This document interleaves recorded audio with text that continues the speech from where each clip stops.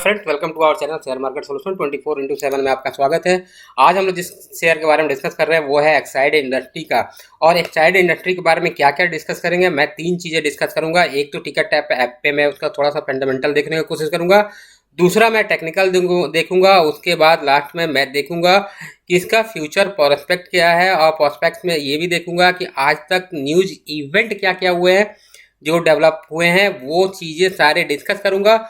और आने वाले समय में इलेक्ट्रिक व्हीकल्स और लिथियम आयन बैटरी से रिलेटेड क्या फ्यूचर हो सकता है, वो फ्यूचर फोरकास्ट और रिसर्च जो पब्लिकेशंस है उसके बारे में डिस्कस करूंगा डिटेल में, ताकि एक आपको पूरा का पूरा व्यू मिल जाए कि आगे आने वाले समय में एक्साइड इंडस्ट्री में क्या फ्यूचर हो सकता है और क्या आपको प्रॉफिट मिल सकता है इन्वेस्ट करने से एक्साइड इंडस्ट्री के अंदर।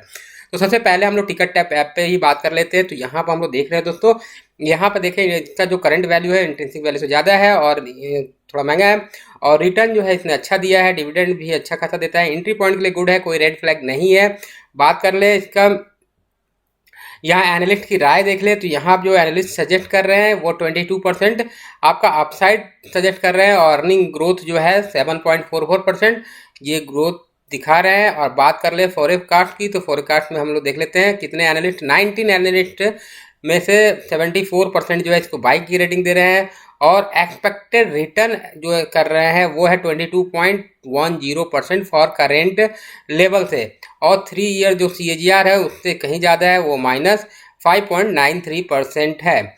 अब यहाँ पर देख ले जो करेंट प्राइस है, तो यदि आज खरीदा जाए तो 2022 में क्या प्राइस मिल सकता है, तो 207 का प्राइस मिल सकता है, यानी लगभग 36% का अपसाइड करंट प्राइस से मिल सकता है 246, और मीडियम टर्म में आपको 207 का टारगेट मिल सकता है।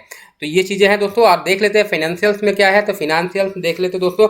देखिए काफ़ी समय से कोविड के वजह से देखिए बहुत कुछ सप्लाई चेन में डिस्ट्रप्शन आया है, और पता ही है कि ऑटो और ये सब सेक्टर की क्या स्थिति है। तो वहाँ पे थोड़ा प्रॉब्लम तो सारे बैटरी मैन्युफैक्चरर को आया है। यहाँ पे देखिए 2012 में इसका रिवेन्यू जो था 5,357 करोड़ का था, और एबिटा जो है 7,000 लगभग 800 के करोड़ के आसपास था।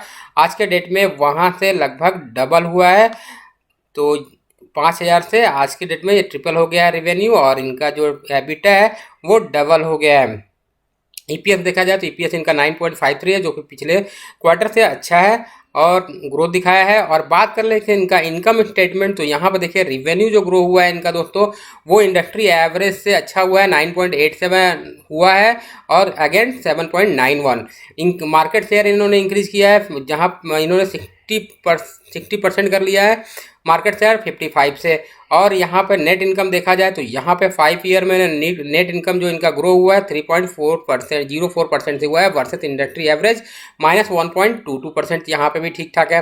अब बात करते हैं कि इसका जो है एक्साइड का हम लोग तुलना कर ले अमर राजा बैटरी से, तो PE रेशियो उसका 7.85 है, जबकि अमर राजा का थोड़ा महंगा है 18.80 है। PB देखा जाए तो 1.98 है एक्साइड का, और वहीं पे अमर राजा का 2.89 है। बात कर ले डिविडेंड का, तो डिविडेंड दोनों ही कंपनी अच्छा देती है। इसमें से एक्साइड जो है 1.1% डिविडेंड देती है, वहीं अमर राजा 1.54 का डिविडेंड देती है। तो ये सारी चीज़ें हैं। SPL का देखिए काफ़ी महंगा है SPL का, तो SPL को हम लोग यहाँ पे वो देखते हैं। एवरेडी का -7.88 है, जबकि PB जो है 4.5। तो ये सारी चीज़ें हो गई। यदि होल्डिंग देख ले तो होल्डिंग पैटर्न से कुछ समझने की कोशिश करते हैं क्या होल्डिंग पैटर्न चल रहा है दोस्तों। तो कोई देखिए कोई प्लेज नहीं है शेयर। और बात करें यहाँ पे म्यूचुअल फंड की, तो म्यूचुअल फंड ने है लगातार जो है स्टेक घटाया है। 16% कभी हुआ करता था पिछले साल, वहाँ से इन्होंने 10% के आसपास लेके आए हैं। लेकिन जिस लेवल पे अभी दोस्तों ये ट्रेड कर रहा है, यहाँ से देखिएगा नेक्स्ट क्वार्टर में इनका जो स्टेक है अप होना होगा ही, आप देख लीजिएगा। क्योंकि EV का जो सेक्टर जो मैं अभी डिस्कस करूँगा, आप उसको देख के क्लियर हो जाएंगे कि आपको इसमें क्या करना चाहिए। ये आप क्लियर हो जाएंगे, वो पहले से क्लियर है। जो HNI है, चाहे FIs है, TIs है, ये पहले से क्लियर है कि इनको क्या करना है। आपको क्लियर करने के लिए मैं ये चीज़ें बना रहा हूँ। तो यहाँ पे देखिए प्रमोटर की होल्डिंग 45% के आसपास है, और यहाँ पे देखिए FIs 11% और DIs जो है 12% के टेक रखते हैं, और रिटेल जो है 19% के आसपास है। तो ये तो हो गया सारी चीज़ें। अब हम लोग बात कर लेते हैं एक्साइड का टेक्निकल के बारे में। तो टेक्निकल पे हम लोग पैरामीटर हम लोग देख रहे हैं दोस्तों। यहाँ पे देखिए, यहाँ पे यदि बात कर ले तो ये देखिए, ये जो है लास्ट जो नीचे गया था वो 56 के आसपास गया था, और 56 के आसपास क्यों खरीदना चाहिए था ये मैं बता रहा हूँ। देखिए ये है आपका लेवल आपको सितंबर में 154, ये नीचे जो देखा जाए तो ये एक लो लगा था, और इसी लो को हम लेके चलते हैं तो आपको पता चलेगा कि ये लो 57 का यहाँ तक ये लो था, और क्लोजिंग बेसिस पे देखा जाए तो यही एक लो था, जो कि एवरेज बेसिस पे तो यही एक पॉइंट था 56-58 का, जहाँ तक ये कई बार इसने सपोर्ट यहाँ पे लिया था। आप देखिए कई बार इसने सपोर्ट इस लेवल पे लिया था, तो यहाँ पे और यही सी सपोर्ट से इसने अच्छा खासा देखिए 195 का, फिर वहाँ से ड्रैग हुआ था 175 का, फिर इसने जो है ड्रैग किया यहाँ पे एक पर इंटरडे में लेवल दिखाया था, और फिर जो एक हाई लगाया था उसने जो है कब फरवरी 15 को आपका 219 रुपये के आसपास, फिर वहाँ से देखिए एक जो यहाँ पर ड्रैग हुआ था, फिर आपका यहाँ देखिए अब ये चूँकि हाई था, यहाँ पे सपोर्ट निकालने और रेजिस्टेंस निकालने का समय देखिए इस तरह से निकाला जाता है। यहाँ पे हाई था तो ये इसके नीचे जब गया तो फिर जो है यहाँ इसी के आसपास से सपोर्ट लेके फिर ये लेकिन टिका नहीं यहाँ पे, और इसके नीचे गया तो काफ़ी तेज़ गिरावट आई इसके, और 1 अप्रैल में आपको पता है 170 के, तो अब चूंकि 170 के ऊपर निकल चुका है तो नेक्स्ट टारगेट जो दोस्तों अब बनता है, देखिए अब इस लेवल से मेरा नेक्स्ट टारगेट क्या बनता है, ये लेवल जब निकल गया मेरा, देखिए एक बार यहाँ पे, और ये जो बड़ा कैंडल बना था यहाँ से इस पॉइंट से ले आ जाए तो ये पॉइंट जो है आपका इसी पॉइंट पे मीट होता है, और इसको आज के डेट में इसको क्रॉस कर गया है, तो ये जो पॉइंट होगा आपका स्टॉप लॉस होगा 70 के आसपास, और यहाँ से यदि हम लोग खरीदारी करते हैं तो नेक्स्ट टारगेट जो हमारा निकल के आता है दोस्तों, वो हमारा निकल के आता है ये वाला लेवल, पहला टारगेट हमारा 197 के आसपास का होगा।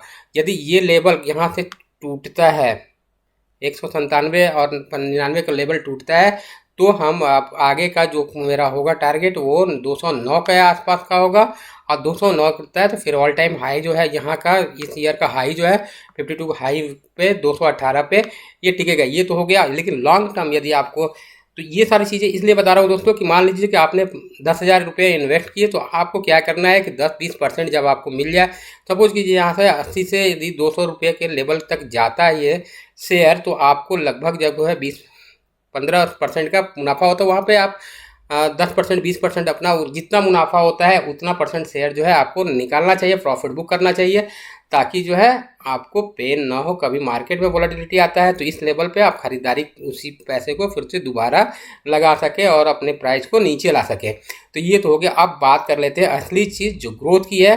तो ग्रोथ की बात करें तो मैंने एक स्लाइड बनाया है, उस स्लाइड से देख लेते हैं। तो एक्साइड के बारे में सबसे पहले जो है एक्साइड सीरियसली एक्सप्लोरिंग जो न्यूज आई थी ये 1 सितंबर की थी कि seriously exploring to foray into the lithium ion cell manufacturing में ये घुसना चाहता है और सीरियस है। और इसमें क्या करना है, storage battery major Exide industry is exploring all the possibility option to get into the cell manufacturing for lithium ion battery. और पीएलआई स्कीम का वो क्या करना चाहता है, फ़ायदा उठाना चाहता है, ये चीज़ें हैं। और this could be the first indigenous lithium cell manufacturing facility in India. और ये जो इंडिया का पहला जो है lithium ion manufacturing cell facility होगा। और ये जो है इसको मेटलाइज करना चाहता है कौन, एक्साइड करना चाहता है। और कंपनी जो है सीरियसली इसको एक्सप्लोर कर रहा है, पीएलआई स्कीम का भी फ़ायदा लेना चाहता है। और एक और खबर थी जो अगस्त 31 को आई थी द हिंदू में, तो वहाँ पर लिखा गया था Exide industry looks to set up Tesla style giga factory. तो उन्होंने प्लान किया है bring lithium ion battery assembly factory in Gujarat by this physical, मतलब इस साल लग जाएगा। और उसमें जो है इन्होंने पीएलआई स्कीम का भी फायदा लेगा और टेस्ला स्टाइल का गीगा फैक्ट्री जो है ये बनाएंगे प्रोडक्शन लिंक इंसेंटिव स्किल के सारे। और यहाँ पर बात किया जाए company is expected to finalize detail on advance chemistry cell battery making facility on the PLI related to segment to the announce. Government ने जो अनाउंस किया था। और एक न्यूज़ था 10 अगस्त का था, Exide industry broaden its door stop service facility. तो इसने जो है अब देखिए कंज्यूमर तक अपना स्टेप भी बढ़ा रहा है, किस तरह से पहुंचा जाए उसके लिए व्हाट्सअप फैसिलिटी भी दे रहा है। तो डोर स्टेप डिलीवरी भी जो है एक्साइड ने शुरू कर दिया है। और ये 250 सिटी में लॉन्च कर रहा है। तो ये सारी चीज़ें बहुत ही पॉजिटिव है। एक्साइड अब बहुत एग्रेसिव हो चुका है, अपने बिजनेस को एक्सपेंड करने के लिए एक्सपेंड करेगा। और इसी फैसिलिटी में देखिए, ये मैं व्हाट्सअप मैसेज नंबर दिया है, यदि आपको चाहिए तो ये नंबर देख लीजिएगा। इससे आप घर बैठे जो है बैटरी मंगवा सकते हैं। वॉइस कॉल नंबर भी है, ये चीज़ें हैं। अब बात करें एक और न्यूज़ की जो 9 अगस्त की थी, export charge up growth for the battery maker Exide industry. तो देखिए यहाँ पे expanding distributor base, launching new products, strengthening of brand give a boost. Exide industry registered double digit growth in the export automobile batteries, banking primarily on new market like South Africa and US and consolidating its position in existing ones। तो ये सारी चीज़ें कर रहा है। South Africa US में अच्छा खासा अपना प्रेजेंस बढ़ाने की कोशिश कर रहा है, एक्सपेंड कर रहा है, और उसने डिस्ट्रीब्यूटर लेवल को बढ़ा रहा है, नए लॉन्च कर रहा है, नए प्रोडक्ट लॉन्च कर रहा है, और अपने ग्रोथ को रिकॉर्ड लेवल पे ले जाने की कोशिश में लगा हुआ है, और वो दिख भी रहा है। अब बात कर ले फ्यूचर एस्पेक्ट की, जो कि सबसे ज़रूरी है। इसको आपने समझ लिया तो आपको एक कॉन्फिडेंस होगा कि हाँ, मुझे बैटरी सेगमेंट में इन्वेस्ट करना चाहिए, और एक्साइड का अच्छा उदाहरण हो सकता है, या अच्छा शेयर हो सकता है। अमर राजा भी हो सकता है, क्योंकि अमर राजा और एक्साइड बहुत अच्छे बैटरी मेकर है, उनका अच्छा खासा प्रेजेंस है, शेयर मार्केट शेयर है।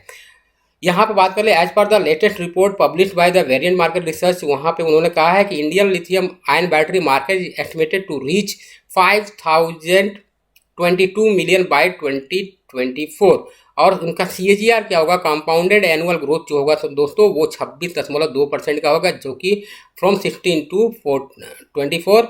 और lithium ion batteries are rechargeable batteries, it is highly energy density. और ये सब क्यों होगा, देखिए ये सब अब ये कहाँ पे जुड़ा हुआ है, ये जुड़ा हुआ है इलेक्ट्रिक व्हीकल से, सोलर पैनल से। तो वहाँ पे इलेक्ट्रिक व्हीकल में जो है लिथियम आयन बैटरी की बहुत ज़रूरत है, क्योंकि लिथियम आयन बैटरी जो है बहुत अच्छा पावर देता है और फास्ट रिचार्ज होता है, मतलब उसको चार्ज कर पाते हैं। तो इसलिए लिथियम आयन का अच्छा खासा आने वाले समय में डिमांड है। एक रिसर्च आर्टिकल मैंने और निकाला था, जिसमें ये दिया गया था, Indian lithium ion battery market growth trend, covid impact and forecast. तो ये चीज़ें दी गई थी। इसमें बताया गया है कि the automotive segment is expected to have significant growth in the Indian lithium battery market during the forecast period. इस फॉरकास्ट पीरियड में अच्छा खासा जो है आपका ऑटोमोटिव सेगमेंट बढ़ेगा, जो इलेक्ट्रिक व्हीकल सेगमेंट है। और गवर्नमेंट ऑफ इंडिया जो है एम्बिशियस टारगेट रखा है, अचीव का कौन सा टारगेट रखा है, उन्होंने 30% इलेक्ट्रिक व्हीकल सेल्स का टारगेट रखा है बाई 2030 अक्रॉस ऑल मॉडल्स। मतलब आपका हर एक तरफ फील्ड में,